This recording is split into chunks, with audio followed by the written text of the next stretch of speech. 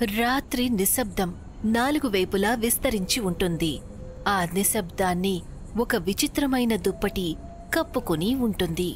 అది ఆ ప్రదేశంలోని దృశ్యాన్ని ఎంతో భయంకరంగా చూపిస్తుంది. రతన్ లాల్ ఇంకా ఝుమ్కీ ఎంతో వేగంగా నడుస్తూ ఆ ప్రదేశాన్ని దాటుతూ ఉంటారు. ఝుమ్కీ, నువ్వు ఎందుకంత నెమ్మదిగా నడుస్తున్నావు? త్వరగా నడు. అరే, నడుస్తున్నాను కదా. నీతో చెప్పాను రాత్రివేళ బిర్జు దగ్గరికి వెళ్లాల్సిన అవసరం లేదని. కాని నువ్వే వినిపించుకోలేదు. అసలే రాత్రయ్యింది, పైగా ఈ భయంకరమైన ప్రదేశం. ఝుమ్కీ ఆ మాట అంటుందో లేదో అప్పుడే ఒక నల్లని నీడ వాళ్ల ఎదురుగా వచ్చి నిలబడుతుంది. ఆ తర్వాత కొన్ని క్షణాల్లోనే రతన్ లాల్ ఇంకా ఝుమ్కీ అరుపులు నిశ్శబ్దాన్ని చీరేస్తాయి. దిశ ఒక ఆర్కియాలజిస్ట్. దిశాకి మొదట్నుంచి ఇతిహాసం అంటే చాలా ఇష్టం. తను ఇతిహాసాన్ని ప్రేమించే వ్యక్తి కాబట్టి ఆర్కియాలజిస్ట్ అవ్వాలని అనుకుంటుంది. దిశ చాలాసేపు తన ఆఫీస్లో ఒక పాత మ్యాప్ని చూస్తూ ఉంటుంది. అప్పుడే తన కోవర్కర్ అర్జున్ అక్కడికి వస్తాడు. దిశ, గత 2 గంటల నుంచి చూస్తూనే ఉన్నాను. నువ్వు మ్యాప్ను చూస్తూనే ఉన్నావు. నీకు నేనెన్నిసార్లు చెప్పాను అర్జున్, పని చేసేటప్పుడు నన్ను డిస్టర్బ్ చెయ్యొద్దని. అరే, ఎందుకు డిస్టర్బ్ చేయకూడదు? 3 సార్లు టీని వెయిట్ చేసి ఇచ్చాను. ఓహో, దాని గురించి నేను మర్చిపోయాను. హిస్టరీ అంటే ఇష్టం ఉండటం మంచిదే దిశ. కానీ నువ్వు నీ తిండి, నిద్ర, కనీసం టీ తాగటం గురించి కూడా మర్చిపోతే ఎలా? అర్జున్, నేను కేవలం డబ్బు సంపాదించడానికే ఆర్కియాలజిస్ట్ని కాలేదు. నేను డబ్బు సంపాదించాలనుకుంటే నా దగ్గర బోలెడన్ని ఆప్షన్స్ ఉంటాయి. నాకు తెలుసు దిశ, నువ్వు ఎప్పుడూ హిస్టరీని ప్రేమిస్తూనే ఉన్నావు. ఆర్కియాలజిస్ట్ ఫీల్డ్లోకి రావడానికి నాకు మరొక కారణం ఉంది. ఏ ఇతిహాసాన్నైతే ఈ ప్రపంచం మర్చిపోయిందో దాన్ని ఈ ప్రపంచం ముందుకి తీసుకురావాలనుకుంటున్నాను. అయితే ఈ పనిలో నువ్వు ఎంతవరకు విజయం సాధించావు? నువ్వు గనక ఇంకొక్క గంట నోరు మూసుకుని నన్ను ఒంటరిగా వదిలేస్తే తెల్లవారేసరికి నేను నీకు గుడ్ న్యూస్ ఇస్తాను. దిశ మాటలు విని అర్జున్ నవ్వుతూ అక్కడ్నుంచి బయటికి వెళ్లిపోతాడు. ఉన్నట్టుండి దిశ ఆఫీస్ లైట్స్ ఆఫ్ అయిపోతాయి. దిశ వెంటనే టార్చ్ తీసి టార్చ్ వెలుగుతో ఆ మ్యాప్ని చూస్తూ ఉంటుంది. ఉన్నట్టుండి దిశ కళ్లల్లో మెరుపు వస్తుంది. మరుసటి రోజు దిశ తిన్నగా అర్జున్ ఇంటికి వెళ్తుంది. అక్కడ తన మరో స్నేహితురాలు దివ్య అప్పటికే అక్కడ ఉంటుంది. నీ మొహం చూస్తే నాకేమనిపిస్తుందంటే నువ్వు రాత్రంతా నిద్రపోలేదని. అయినా నీ మొహంలో ఫ్రెష్నెస్ కనిపిస్తుంది. నువ్వు ఏదో కనిపెట్టావు అని. నువ్వు చాలా సరిగ్గా అంచనా వేశావు అర్జున్. మరైతే త్వరగా మా ఇద్దరికి చెప్పు దిశ. ఒకవేళ నీకు ఏదైనా పాత ఖజానా మ్యాప్ దొరికిందా ఏంటి? దివ్య, నీకు ఎప్పుడు చూసినా ఖజానా గురించి మాత్రమే ఆలోచనలు వస్తాయా? ఆ మాట చెప్పి దిశ ఒక లావుపాటి పుస్తకాన్ని అర్జున్ దివ్యాల ముందు పెడుతుంది. ఆ పుస్తకంలో ఒక చాలా పాత విషయం గురించి రాసి ఉంటుంది. నేను ఇప్పటికీ అర్థం చేసుకోలేకపోతున్నాను దిశ. నువ్వేం చెప్పాలనుకుంటున్నావు? అర్జున్, ఇలా చూడు. ఈ పుస్తకం ప్రకారం ఇవాళ్టికి సుమారు 3000 సంవత్సరాల క్రితం చీకూపూర్లో ఒక కూటమి ఉండేది. కాని ఇప్పుడక్కడ అటువంటిదేమీ మిగల్లేదు. ఆ మాట చెప్పి దిశ ఒక పాత మ్యాపుని తీసి వాళ్ల ముందు పెడుతుంది. ఇప్పుడు ఈ మ్యాప్ని దీర్ఘంగా చూడండి. సరే, ఇందులో కొత్తగా ఏముంది? ఈ మ్యాప్లో కూడా మాకు అదే కనిపిస్తుంది. నేను నీకు చెప్పాలనుకున్నది ఇదే. ఈ పాత పుస్తకంలో అక్కడ ఏదో ఒక కూటమి ఉన్నట్టు చెప్పారు.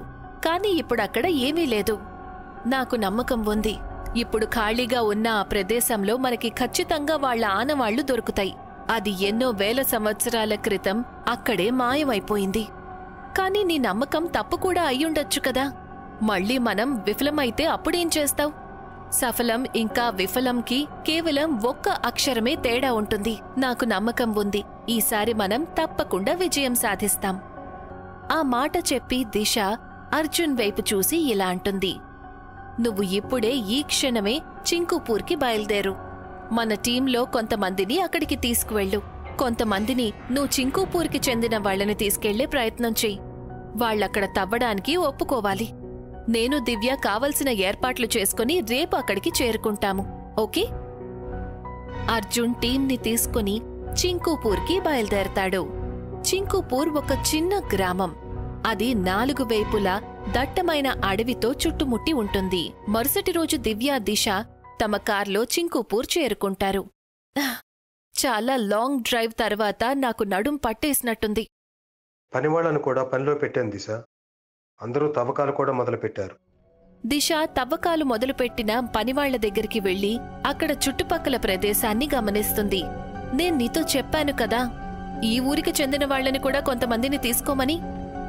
దిశ, ఈ ఊరి వాళ్ళు ఈ బంగళా పేరు చెబుతూనే వణికిపోతున్నారు. అదే కాకుండా ఎప్పుడైతే మనం ఇక్కడ తవ్వుతున్నామని చెప్పామో అప్పుడు వాళ్ళ కళ్ళల్లో ఒక విచిత్రమైన భయం కనిపించింది.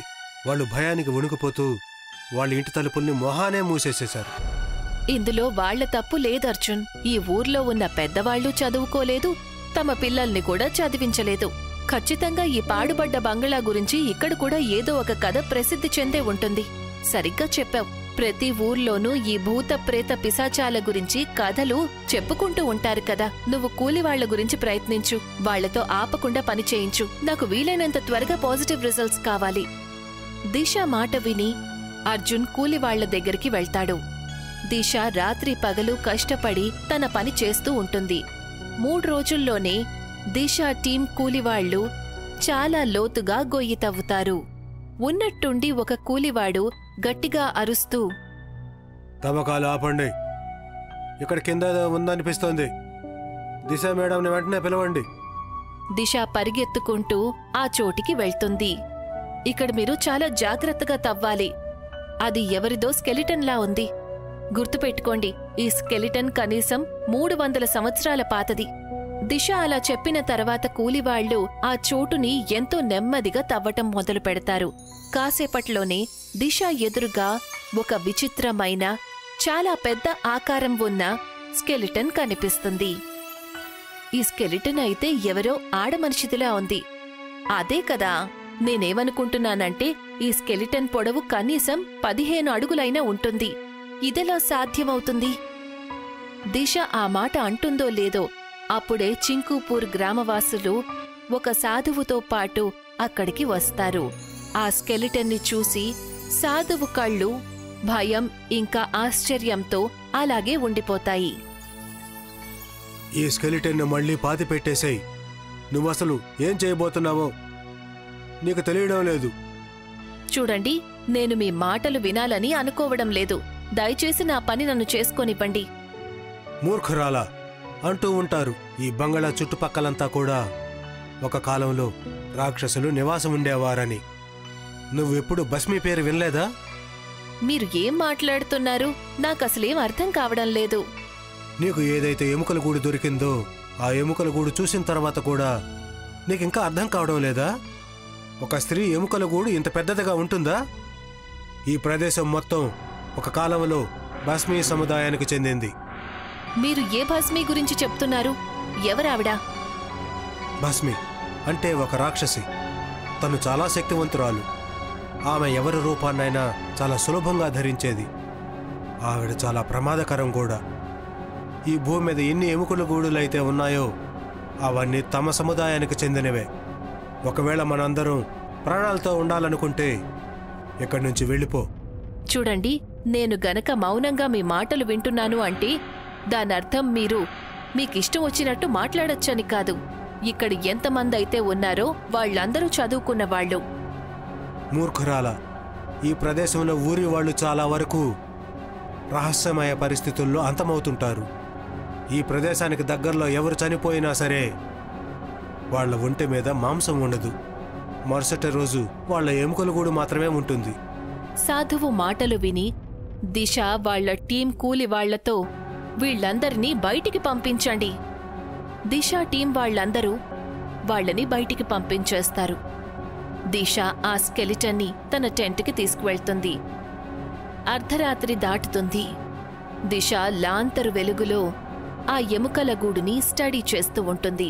అప్పుడే ఉన్నట్టుండి బయట ఎవరో ఒక స్త్రీ గొంతు వినిపించడం మొదలవుతుంది. అలా చూస్తూ ఉండగానే ఆకాశం నల్లని మబ్బులతో నిండుతుంది. గట్టిగా గాలులు వీస్తాయి. కొన్ని క్షణాలలో ఆ గాలి ఒక పెద్ద తుఫానుగా మారిపోతుంది. బయట దివ్య ఇంకా అర్జున్ కంగారు పడుతూ మారిన వాతావరణాన్ని చూస్తూ ఉంటారు. ఉన్నట్టుండి వాతావరణంలో ఎందుకీ మార్పు వచ్చింది? కాసేపటి క్రితం అంతా బానే ఉంది కదా. తెలియడం లేదు దిశ. నాకు కూడా చాలా విచిత్రంగా అనిపిస్తుంది. ఒకవేళ ఆ సాధువు చెప్పింది నిజం కాదు కదా? అర్జున్, నాకేమనిపిస్తోందంటే ఆ సాధువు చెప్పింది నిజమేనేమోనని. మనమందరం ఏదన్నా పెద్ద తప్పు చేశామా ఏంటి? ఓహో, మీరిద్దరూ నోరు మూస్తారా? దిశ గట్టిగా అరిచి ఒక కూలివాడిని పిలుస్తుంది. ఏయ్, నువ్వు త్వరగా ఇక్కడికి రా. కూలివాడు వెంటనే దిశ దగ్గరికి వస్తాడు. దిశ మేడం, తుఫాను చాలా ప్రమాదకరంగా మారుతోంది. కూలి వాళ్ళందరూ చాలా భయపడిపోతున్నారు. అడవిలో ఇటువంటి తుఫాన్లు తరచూ వస్తూ ఉంటాయి. పదండి, అందరూ నా టెంట్లోకి రండి. ఆ ఎముకల గూడిని సురక్షితంగా ఉంచండి. ఈ తుఫాను వల్ల మన పని ఎక్కడా కూడా నష్టపోకూడదు. దిశ అలా చెప్పడం వల్ల కూలివాడు ఇష్టం లేకపోయినా టెంటు లోపలికి వెళ్తాడు. అప్పుడే ఆ కూలివాడి అరుపులు అందరికీ వినిపిస్తాయి. ఉన్నట్టుండి టెంట్ తుఫానుకి ఎగిరి దూరంగా వెళ్లి పడుతుంది. కాని ఎదురుగా ఉన్న దృశ్యాన్ని చూసి దిశ, దివ్య ఇంకా అర్జున్ ఆశ్చర్యానికి గురవుతారు. వాళ్లు చూసేసరికి ఆ పెద్ద ఎముకల గూడుకి కాస్త మాంసం చేరుతుంది. వాళ్ల ముగ్గురు వైపు చూసి ఎంతో భయంకరంగా నవ్వడం మొదలు పెడుతుంది. ఆ సాధువు చెప్పింది నిజమే దిశ. అర్జున్ ఆ మాట అంటాడో లేదో అప్పుడే అర్జున్ శరీరంలో ఉన్న మాంసం తన శరీరం నుంచి మాయమవుతుంది. కొన్ని సెకండ్లలోనే అర్జున్ ఎముకల గూడుగా మారి నేల మీద పడి ఉంటాడు. మరుక్షణమే దివ్యాకి కూడా అలాగే జరుగుతుంది. ఇప్పుడు ఆ పెద్ద ఎముకల గూడుకి సగం మాంసం పడుతుంది. ఆ ఎముకల గూడు ఎంతో భయంకరంగా కనిపించే ఒక ఆడమనిషిది. ఆ భయంకరమైన ఆడమనిషి నేల మీద నుండి 20 అడుగుల ఎత్తుకు ఎగురుతుంది. ఎవరు నువ్వు? నా స్నేహితుల్ని నువ్వు ఎందుకు చంపేశావు? రాక్షసి! నేను భాస్మిక సముదాయానికి చెందిన దాన్ని. ఇక్కడ ఉన్న మనుషులందరినీ నేను చంపేస్తాను. అప్పుడు నా శరీరానికి పూర్తిగా మాంసం పడుతుంది. ఆ తర్వాత నేను ఈ ప్రపంచం మీద అధికారం చెలాయిస్తాను. రాక్షసి ఆ మాట అనగానే అక్కడికి అదే సాధువు వస్తాడు. నేను నీకు చెప్పాను కదా ఇక్కడి నుంచి వెళ్ళిపోమ్మని. నేను దేని గురించైతే భయపడ్డానో చివరకు నువ్వు ఆ పనే చేశావు. నువ్వు భస్మీ సముదాయానికి చెందిన ఒక రాక్షసిని నిద్రలేపావు. కాని ఇదంతా ఎలా సాధ్యమవుతుంది బాబా? ఆవిడ నా కళ్ల ముందే నా స్నేహితులను చంపేసింది. నేనిప్పటికీ ఈ నిజాన్ని స్వీకరించలేకపోతున్నాను. కళ్ల ముందు జరిగింది ఎప్పటికీ అబద్ధం కాదమ్మాయి. ఏ విధంగా అయితే భూత ప్రేతాలు ఉండటం నిజమో సరిగ్గా అదే విధంగా మన ప్రపంచంలో రాక్షసులు ఉండటం కూడా నిజం. ఒకవేళ ఈ రాక్షసిని ఇప్పుడే అదుపు చేయకపోతే ఈమె ఈ ప్రపంచం మొత్తాన్ని అల్లకొల్లోలం చేసి పెడుతుంది. నేను చూశాను. నా టీంలో ఉన్న వాళ్ళందరి మాంసం మాయమయ్యి వాళ్ళందరూ కూడా ఎముకల గూడుగా మారిపోయారు. నన్ను క్షమించండి బాబా.